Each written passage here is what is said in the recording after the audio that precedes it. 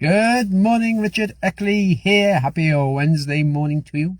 We're on a Wednesday, so on a Relationship Wednesday on your 4 keys to a healthier, happy you. And I got 3 tips today on how to improve, get better relationships. Number 1 is to do your partner a huge favour, and that is to sort yourself out. So many relationships get in trouble because they expect their partner to sort themselves out. They think their partner's going to make them happy. Their partner's going to do this. Well, happiness is an inside job. We can only get happiness ourselves through internally, through deciding what we want to do in life, where we want to go, how we want to be, and doing the work it takes to get ourselves there. So it's no good expecting our partner or outside circumstances to make us happy.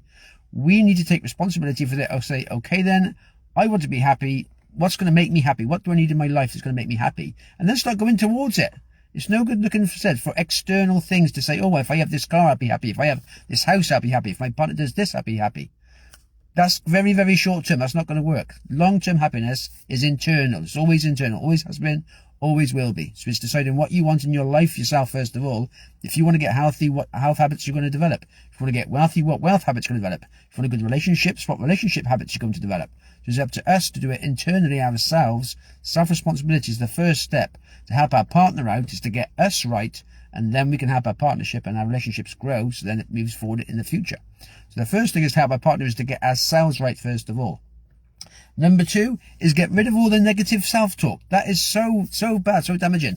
That little voice inside our head is often the biggest enemy we often have. It should be our biggest supporter, but it's often our biggest enemy.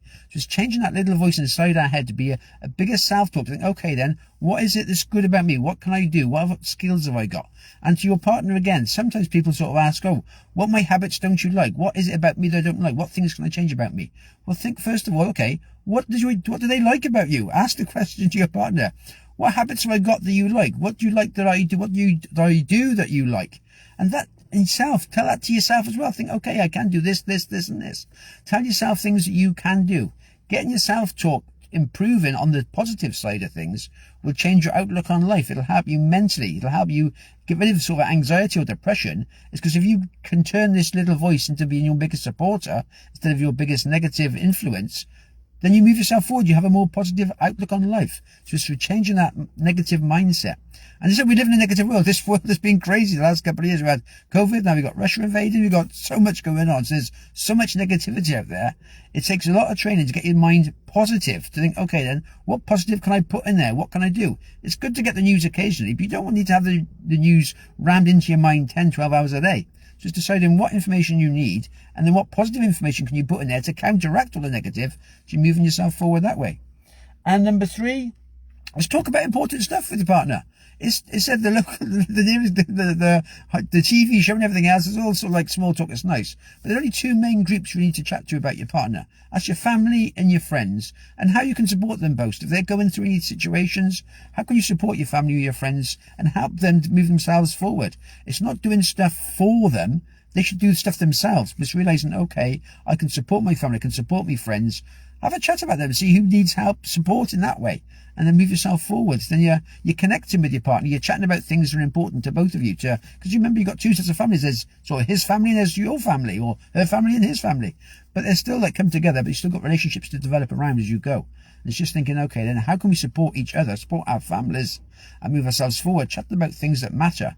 And then you move yourself forward. And once you sort of get things balanced off, life is so important to have balance. Once you get your life in balance, you can see you moving yourself forward to where you want to be in life. If it's out of balance, you often focus on the one area that's out of balance mostly, then you tend to ignore everything else and just focus on this one area which isn't going well. Remember, life is a balance. When you've got an overall balance, some things can be slightly off, but other things are going well, and you can just keep going and maintaining and work and developing and increasing as you go through life, and it's happy days. There we go. Have yourselves a good one. All the best for now.